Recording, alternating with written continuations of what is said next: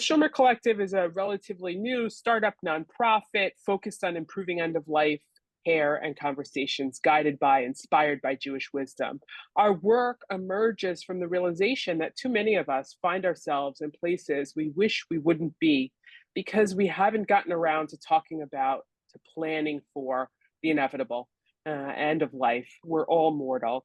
And from the recognition that Jewish wisdom and tradition has so much to offer us when we take a look back at what our tradition has to say about end of life. And tonight's program is to do just that, to bring Jewish wisdom and tradition back into our communal conversations. You can read more about our work and sign up for future programs on our website. And so when we think about doing this work of ethical wills at this time of year in particular, it's quite fitting. According to the Jewish calendar, as we head toward the high holiday season, we begin a process of looking back at our year, looking inward at ourselves, of taking a spiritual accounting of ourselves. In Hebrew, it's called a cheshbon hanefesh. The word cheshbon is like check in modern Hebrew, like check please when you say to the server at the end of a meal. And we're taking an accounting, is what the check-in is, an accounting of our nefesh, of our internal status, of our soul. Who have we been this past year? Where have we been this past year? As we begin to think toward the new year and how we might want to enter, taking stock of where we've been before we move ahead. Similarly, with the work of creating an ethical will, we take a look at who we are in our lives, who we have been, what are the values that have animated our lives, as we think about the legacy we want to write down to transfer to future generations. So that's a little bit about why we are so excited to offer tonight's program at this time of year in particular. And I also want to add tonight that it's traditional, some of you may be familiar with this practice, for others it may be new. It's traditional to dedicate Jewish learning in memory of someone. And tonight we dedicate our learning together to the memory of David Finger. We first met David when he joined us at a Shomer Collective program the last time we did a program on ethical wills. We learned recently that David died unexpectedly. He was buried today, and Lesley will share a little bit more about his life and his story during tonight's program. So I am honored, and we are all blessed to welcome Dr. Lesley Simpson, our teacher here tonight, who will guide us through our work. And just to set the stage, Lesley's going to teach us an overview about the tradition of Jewish ethical wills, and then take us through an exercise to help us start to source our own material. So with that, I turn it over to you, Dr. Simpson. Thank you. I'm totally delighted and honored to be here tonight. This is your time, and your time is valuable. And I see some people talked about getting over reluctance about writing one of these. Somebody said they needed a kick in the butt. Somebody wanted advice about how to get started. A cantor was asking if there's a template for writing. So these are all great questions, and I'm going to try to address them all. But I will promise you that in the second half of the workshop, we've got a series of writing prompts. And if you do them, you don't have to show your work to anybody. This is not school. You will have the beginning of raw material that you can then later use to revise for your own letter. So just a tiny bit about me. I used to work as a journalist for Canadian daily newspapers. I had a very bad case of Jewish curiosity and went back to school to do my PhD about these remarkable letters. I'm working now on a Substack newsletter that will be published this year, and it's called L'Chaim, the Jewish Letters Project. And last year, I did a workshop for Shomer, and there was a remarkable man named David Finger who joined us. And he showed a lot of initiative and generosity because he reached out to me afterward and told me that his late wife had written an ethical will that he shared with me for my upcoming writing project. So we're going to see a little bit of that tonight. thanks to Dave, and we're dedicating, as Melanie mentioned, we're dedicating this class in his memory because unfortunately today was his funeral. So we're going to move on to the first slide. So the map of what we're going to do is, first of all, what are these? A tiny introduction to the repository, so you get a little sense of what these are about. And then you've all been asked to bring a writing implement and some paper, some writing prompts. We're here to learn about these Jewish ethical wills. I actually prefer the term wisdom letters because as soon as you say will, people think it's a legal document. It's not binding. It has no legal authority. It's a letter from the heart and the soul. But the deeper purpose of this workshop tonight is really to figure out the meaning of our lives and the wisdom that we each want to share. And because that learning should be sweet, I've provided you with a photo of some of the candy available at Machanat Yehuda Market in Israel. So let's look at the basics. What are these things? Why do people bother to write one? When might you consider writing one? And why they matter. This is just to kind of set the scene for everybody historically. Where did this whole idea come from? Where did the idea come from that parents are functioning as educators to instruct their children about life? Where does the concept come from? Scholars trace it to the Torah, where parents instruct children. In the Torah, Genesis 49:29-33, Jacob gathers his children together on his deathbed, providing instructions to his sons. And that conversation is often seen as one about getting your house in order. David prepares Solomon before he dies by warning him whom to be wary of when he becomes king, and instructs him who to kill and whom to befriend. 1 Kings, I'm not going to read the chapters and verses, and functions as a complex reminder that the biblical view of life is not sentimental or romanticized and can be disturbing. Throughout Deuteronomy, Moses warns the people not to forget God. When you have eaten your fill, give thanks to the Lord your God for the good land which he has given you. Take care lest you forget the Lord your God. Moses continues the warning not to forget when there is wealth. When you have eaten your fill, give thanks to your God the Lord for the good land given to you. Take care lest you forget your God the Lord and fail to keep the divine commandments, rules, and laws which I enjoin upon you today. When you have eaten your fill and have built fine houses to live in, and your herds and flocks have multiplied, and your silver and gold have increased, and everything you own has prospered, beware lest your heart grow haughty, and you forget your God, the Lord, who freed you from the land of Egypt, the house of bondage. So you might have noticed in some of these examples, this is just a tiny sneak preview. There are a lot of commandments to remember. Zachor is the name of a famous book about Jewish history and Jewish memory by a historian named Yerushalmi. So what does Jewish memory actually look like? What actually is it? How does it operate? The Jewish wisdom letters or ethical wills are one answer to that question. And the reason I became so interested in them is in the beginning, I knew nothing about them.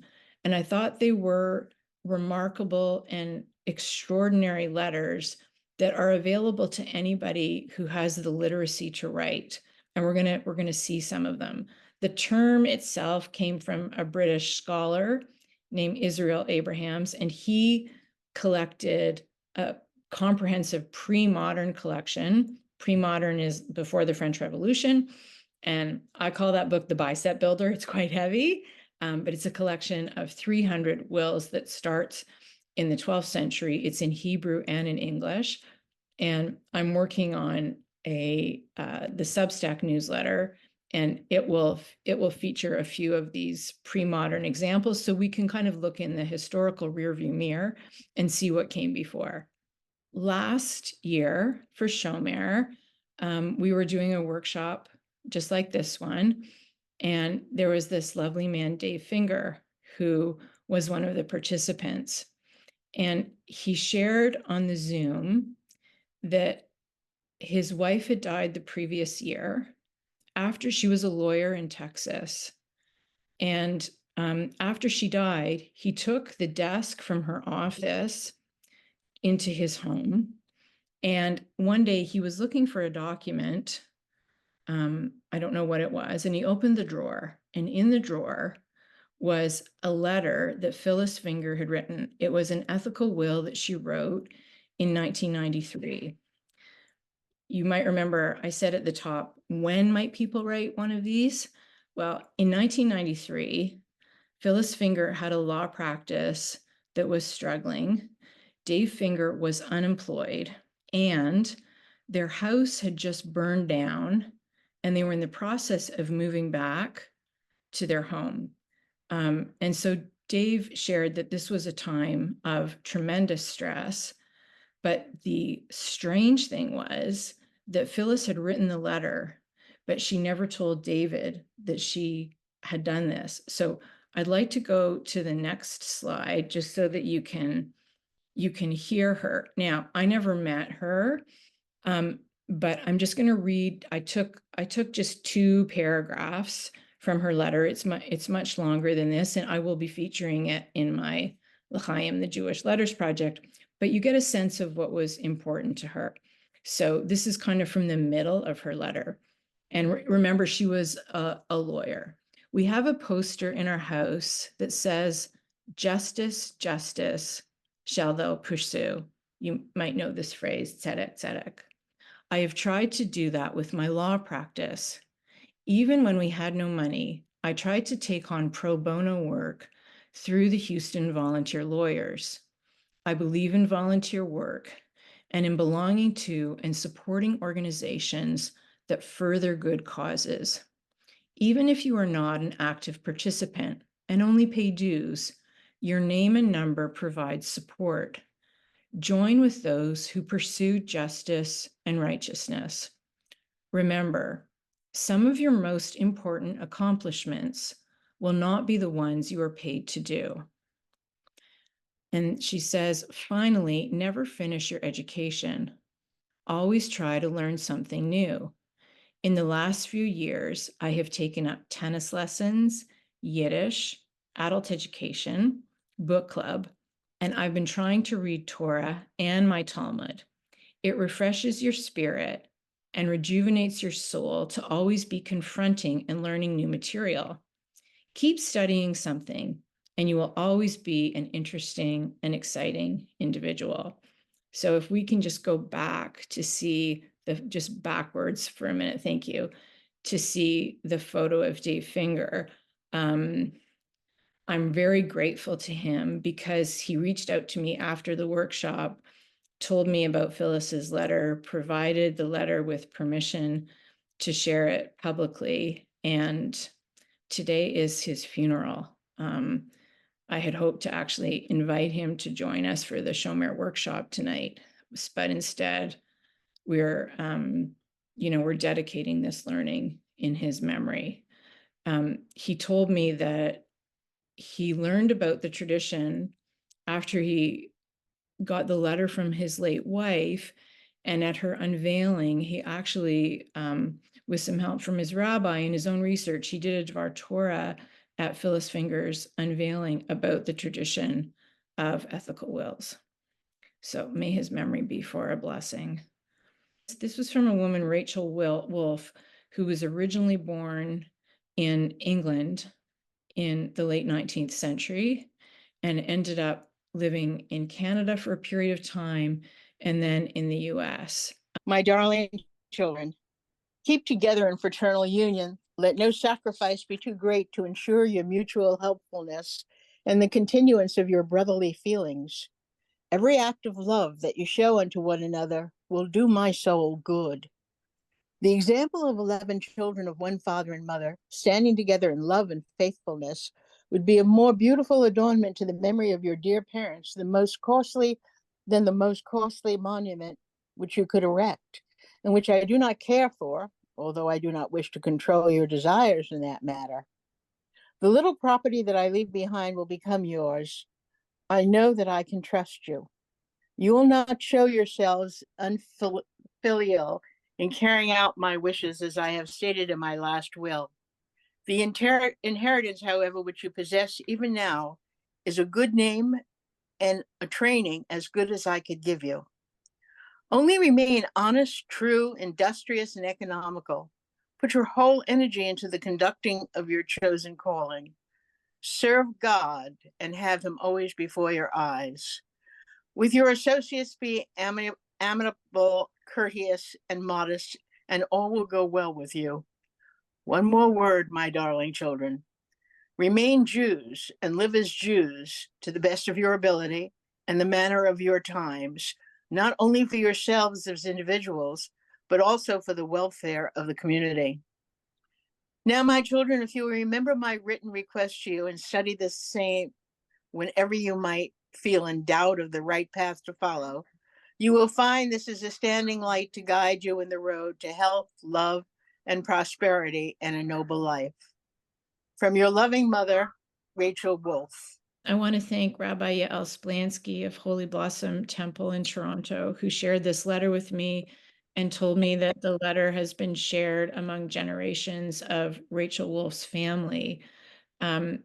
We saw with Phyllis Finger's letter, she wrote the letter after a very traumatic event of her house burning down. And Rachel wrote this letter after her husband died. You can see she had 11 children. She had a lot on her plate. And sometimes people write this after a trauma, and sometimes they might write a letter in anticipation or after something beautiful, like the birth of a grandchild or an upcoming engagement. So it can be both a sorrowful rite of passage or something that is sweet. Ethical wills are a traditional way to pass on values and life lessons. I only learned about ethical wills recently, but when I heard about them, I knew I wanted to make one. Ethical wills began as letters parents wrote and put away for their children in case they died before their children reached adulthood, so they could continue to provide moral instruction and life wisdom even after death. Thankfully, I have lived to see my children grow into wonderful, loving adults, and they, like the rest of you, know me and my values well, as I have never exactly been quiet about what I think. Still, writing this has given me some new insights, so here I go. In preparing to write this, I made a timeline of important events in my life and thought about questions that were meant to help me articulate and describe a legacy. You can imagine how surprised I was to find my answers were pretty ordinary. Marrying John, becoming Anna's mother and Lily's grandmother. Here I am, someone who believes in social change, highlighting social conventions. That realization led me to these thoughts. These were good choices for me, but I don't view them as normative or necessarily for everyone. I've been part of an amazing community of friends who made other choices, like devoting their lives to art, advocacy, or service, and I love how our different lives weave together. What matters is not to waste the precious life you are given. Being a thinking, healthy, caring human, no matter what you do, requires discipline, creativity, and above all, love. Love for yourself, for your family, and your world. My choice also my choices also resonate with Jewish values. Jewish values were part of the legacy I received from my family, and I've tried to live them in my own way, mindful of where they come from and where we need to take them. On Anna's bat mitzvah, I chose a tree of life design for the talit because that is what I wanted us to be that day, a tree of life extending back for centuries and forward into the future. And we were. We always are. We don't know when our own tree of life will be cut down or compromised. Having survived breast cancer, I know that only too well. My financial, medical, and legal papers are all in order, and yet there are things I may have forgotten to tell you or not emphasized enough. Ethical wills are about that too. You have all enhanced my life, and I hope I have contributed to yours. I hope I have not offended you and ask forgiveness if I have. I love you all and want to thank you. I think that even with this tiny sample, you can hear the difference in the voice between Phyllis Finger and Rachel Wolf. and this anonymous letter from a woman in the United States, you hear what is important to them, what they value, and you can hear their voice. Nobody is speaking on their behalf, and that is one of the powers, the ultimate power of this tool. Okay, so this is now the shift into the writing session of the workshop. And I know that there are some people who have some reluctance about this, have some fear. So I just want to say, this is like a playground. We're all on the same team. I'm going to give you some prompts. You don't have to show this to anybody. This is just for you. And I guarantee that if you do this, they're going to be fast and furious. You're not going to have a lot of time. Sometimes you might not finish one, but the prompts are there for you to enjoy and to come back to. And I guarantee that if you do them, you're going to have material that you didn't have when you came in at 7:30. So let's get started. I have a timer on my desk here that I'm actually going to use. And we're going to move fairly fast. So you can use a paper and a pen, you can use a computer, any kind of writing implement that works. And we're going to start now. So the first prompt is list your wishes, large and small. I'm going to do them with you. List your wishes, large and small.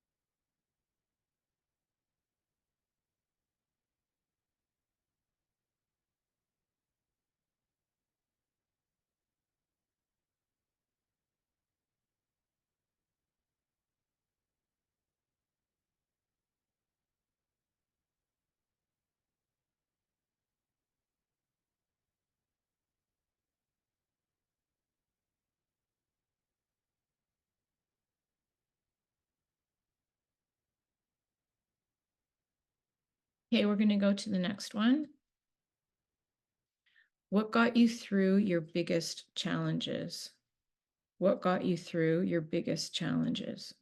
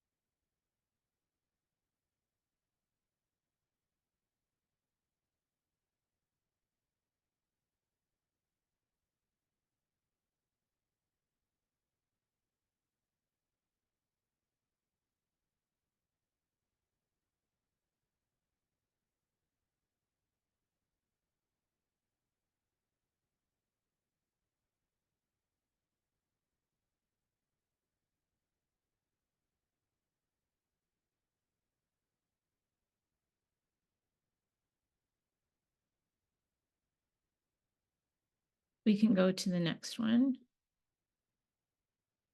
What do you regret? What do you regret?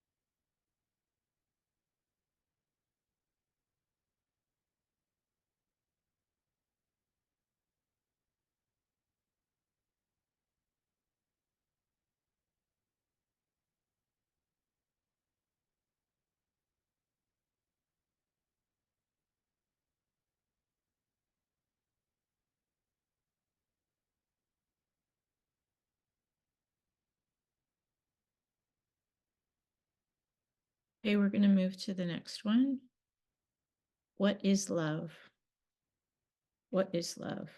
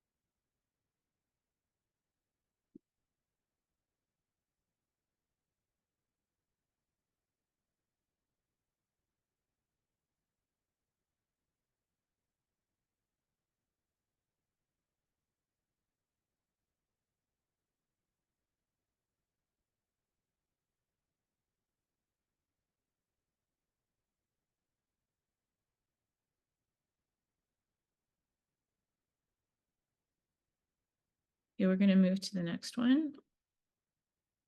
Describe a time you led with your heart. Describe a time you led with your heart. This question I pulled from a book by an American rabbi named Steve Leader, who wrote an interesting book about how to create an ethical will through a series of very interesting questions, and this is one of them. So describe a time you led with your heart.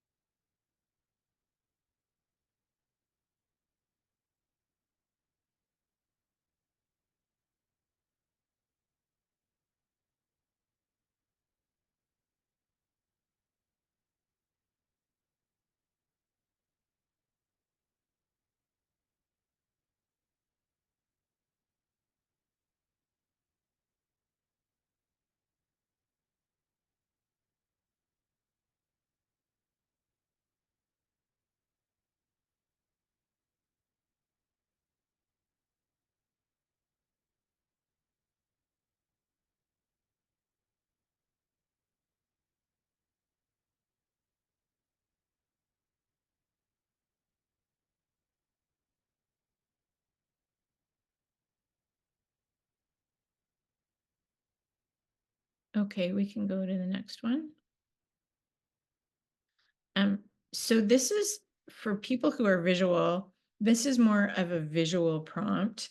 And the prompt is to doodle a heart and doodle more and just doodle for the pure fun and joy of doodling and see what comes up. Of course, you can still write, but you can also draw. So on your marks, get set, go.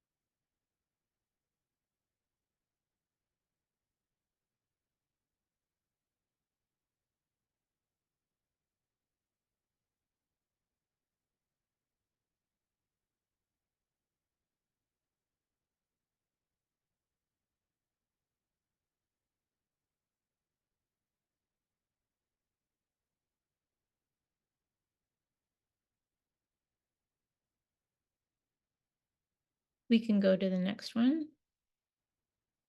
How has being Jewish affected your life? How has being Jewish affected your life?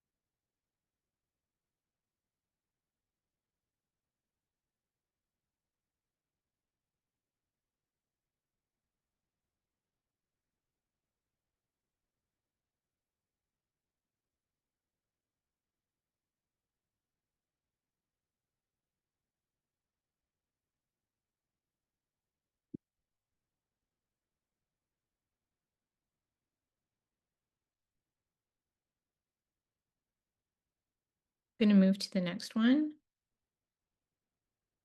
How do you want to be remembered? How do you want to be remembered?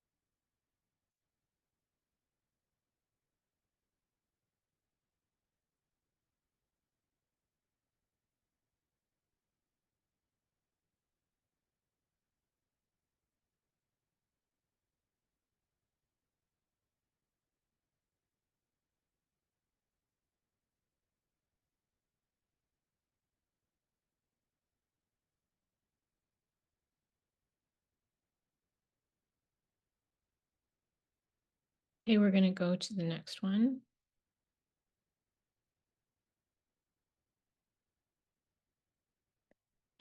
What will be your final blessing?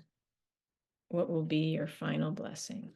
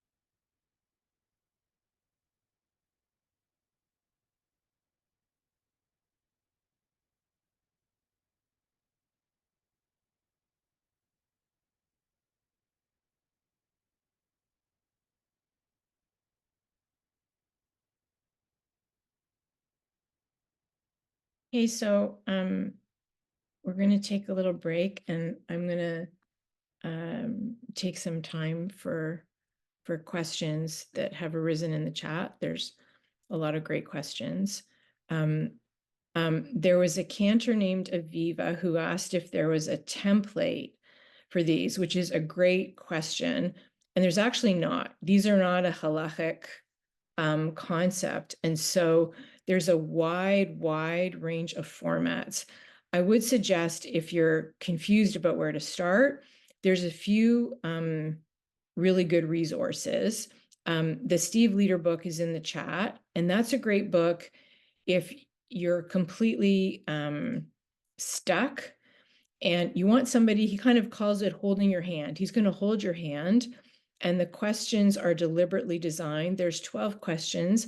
The reason I think it's a really good book is he's used his experience as a rabbi to really get to the essence of human experience. The questions are all accessible. And what he did was he asked these questions to people he knew. So whether it's, when was a time you led with your heart, or what will your final blessing be?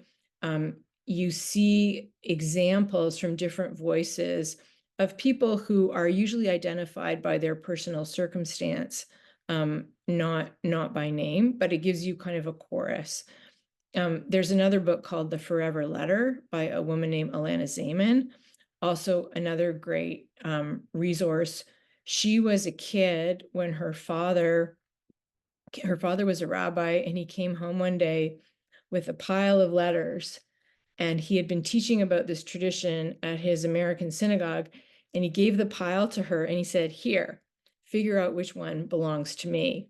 And so she talks about the power of having the letter, and also that her father was extremely beloved in his community, but in his letter, she found it quite poignant that he was so honest about what he thought his shortcomings were. So that's another good resource. To answer Aviva's question directly, there is no single template. There's, for example, there's even a guy, documentary filmmaker named Menachem Dam, who made a documentary called Hiding and Seeking, Faith and Something After the Holocaust. It's available at public libraries. And at the beginning of the film, he says he's an American liberal, modern Orthodox Jew. And he says to the camera, "I consider this film my ethical will to my sons." And the film unfolds a story that the father wants to provide an experience for his two sons who are studying in a yeshiva in Jerusalem. So there's a very wide range of formats. I just received, just earlier this month, a letter from a man from Mexico, originally written in Spanish. And it's a beautiful letter he wrote to his son, and it's filled with folk sayings. And the backstory was, this man, Alberto, was very young when his father became ill. He was in his 20s, and he looked after his father. And while he was looking after his father shared some of these folk sayings and wisdom, and kind of, wisdom about how to create a very purpose-filled life. And so his letter is organized around these folk sayings. There are soldiers in Israel who have written a list because they were being deployed for battle. They had no time. So there's a very, very wide range of formats that are available. Okay, excellent question from Rochelle. What if you have no children? So you can still write one of these letters to friends and family that you have who are, part of the circle of people to whom you want to transmit this. So just because you're childless doesn't mean that you can't write one of these. You absolutely can. You would obviously have to choose to whom the letter, who you were writing for. But I think many people have their biological families and they have their chosen families. So in that choosing, you can decide what you would like to share, because really everybody's got something to share. Lesley, I have a question about writing one at some point in one's life after a traumatic incident, like the figure's family home burning down, and the wisdom of sharing of its existence, or even sharing its contents, when then we live longer and we might want to update it, right? My life changes. I have new ideas that I want to write down. I wonder if you have any examples or wisdom to share about that. Absolutely. People do that all the time. They revise them as time evolves. And I imagine some people might toss an old one out and start again as circumstances change. So it really depends whether you want to provide a longer chronology, or you want to provide something more recent to your own kind of experiences. We don't know. Anything to say about recording the contents by video versus writing it down? So we live in a time now where, like, I consider paper a very radical technology because it doesn't require any batteries, no upgrades, it's portable. I love paper. But it's certainly not the only option. There was a feature story that Shomer actually shared in your promo. The New York Times did a great story about ethical wills moving into a digital age. So there are a lot of video companies that are recording these for people. And in fact, one of the pieces that I have is a video from a high school principal in Israel who made really an ethical will for his students in a video format before he died.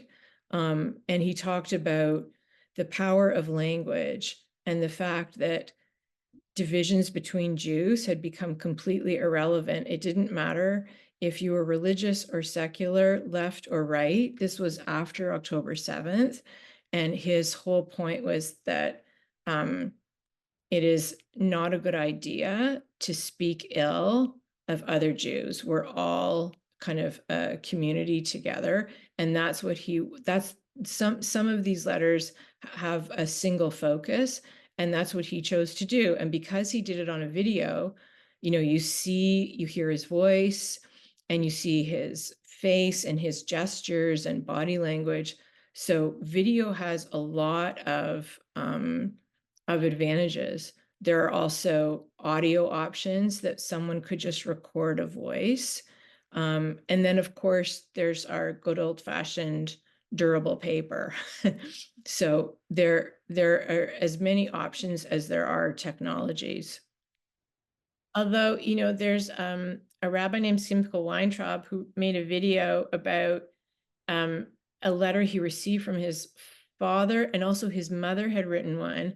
And he made the point that his father had beautiful handwriting, and so it was easy to read.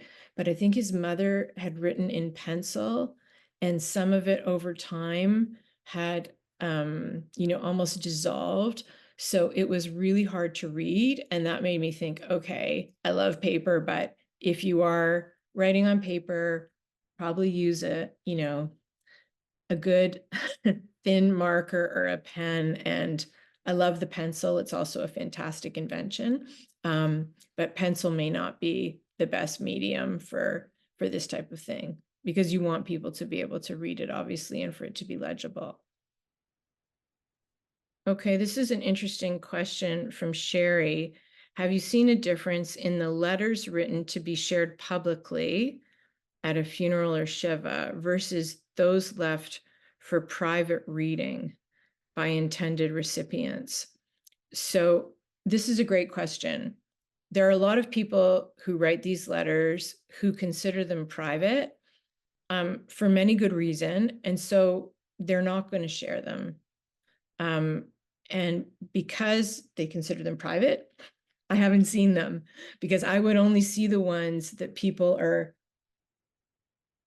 are prepared to share. Some people are prepared to share, but they may not want something published, but a lot of people consider them private. So it's really up to the person who is writing and sharing them.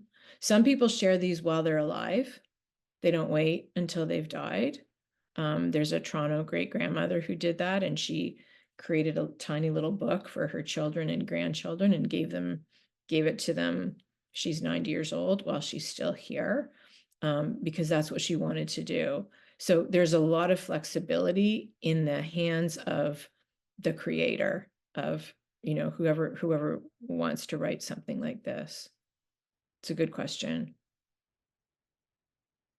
Lesley, any story you might share with us about surprising content that you've read, or something that stands out to you in all of the letters that you've had access to? Surprising content. Well, I have some favorites. It would be weird if I didn't, right? So one of the most famous ethical wills was a letter that Shalom Aleichem wrote, and it was published in the New York Times in 1916.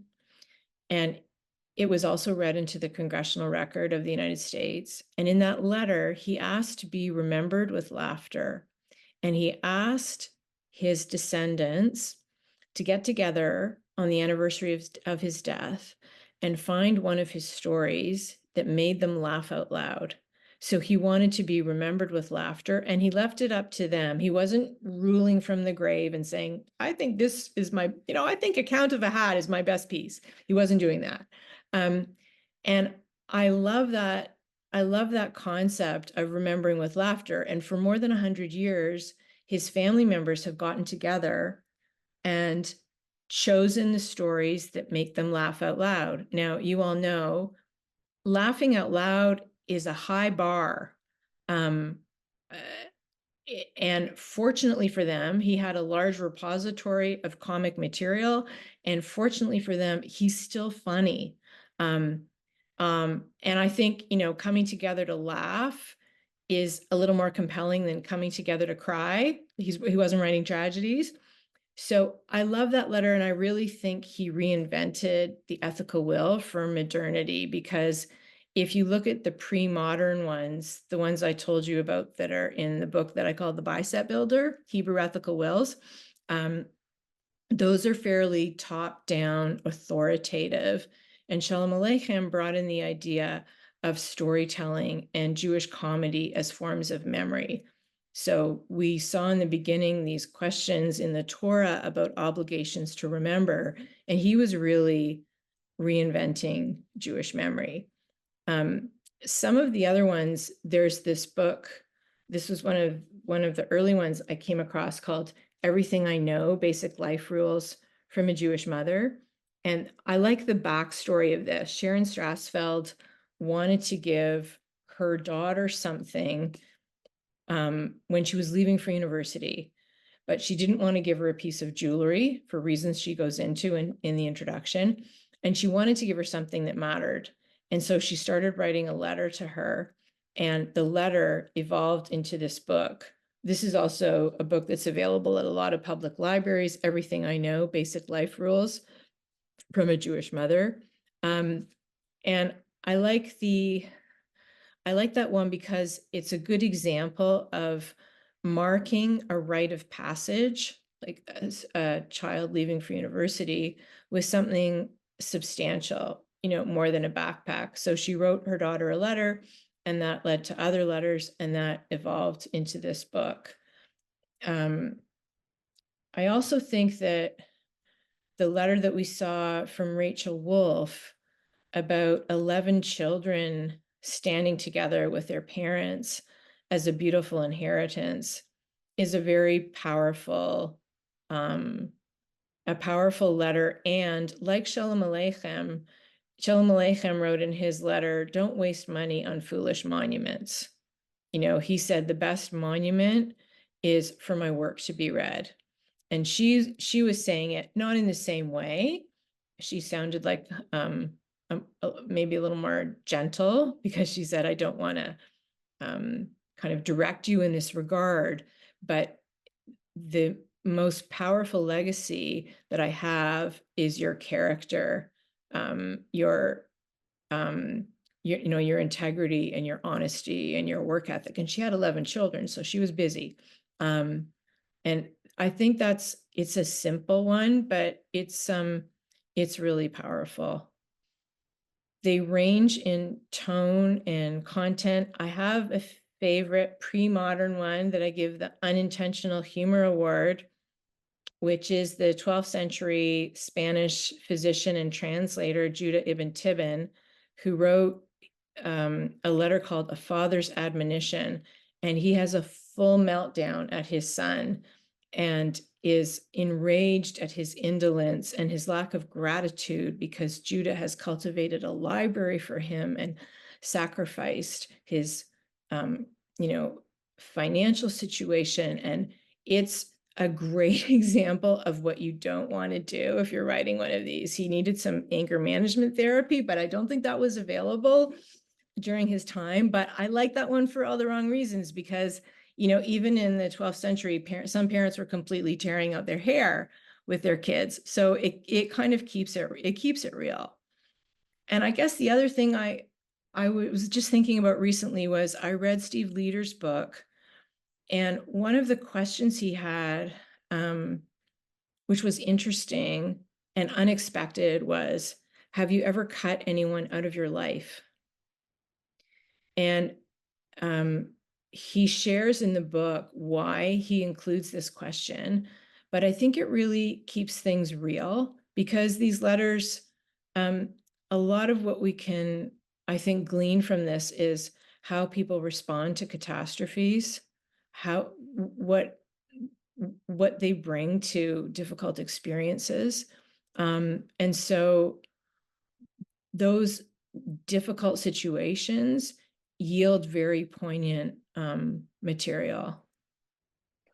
Lesley, you're a wonderful teacher, and all of the content that you share is such an inspiration for us to think about our lives in this context of our values and all of the prompts you encouraged us through tonight as raw material, right? Beginning to tie together some of the themes that emerge when we answer those questions about who we are and what's important to us today, with an eye toward the reality that tomorrow is never guaranteed for any of us, and the opportunity we have to reflect on our lives through this tool of ethical wills, or wisdom letters, as you've called them, to share what's been important in our lives, what's been animating, what have been the values we've lived by, that we want to share in a way to encourage other people to get the kind of meaning out of life that we've been fortunate to have, and to share the reality of our misfortunes, right? The fact that so many of the letters come after a traumatic event or a difficult time in someone's life enables people to open their hearts to the reality of what life is, and it's not always easy. You're also welcome to follow up with us. If you need any more guidance, help, or assistance, you can contact us directly, hello@shomercollective.org. And thank you, Lesley, for inviting people to reach out to you, especially if you've received or written a letter. Lesley's forthcoming collection is going to be a repository of contemporary wisdom, and we would love to be able to share your life's wisdom with other people who will benefit. Lesley, any closing words? I just wanted to say thank you to Shomer for creating this amazing program. I think these letters are not well known, and I want to thank everybody here for showing up and putting your fear aside a little bit. Writing involves a lot of rewriting, so don't be afraid. There's lots of resources out there. And you know what? This is not like writing for school. This is just writing from your heart. Nobody's assessing your grammar, and you're not going to get a mark, but you can leave a mark on people you love in a really loving way through this extraordinary tradition. Good to see you all. Beautiful. Thank you, everyone. Thanks for being with us. Thank you, Lesley. Wishing you good health and blessings as we head toward the new year.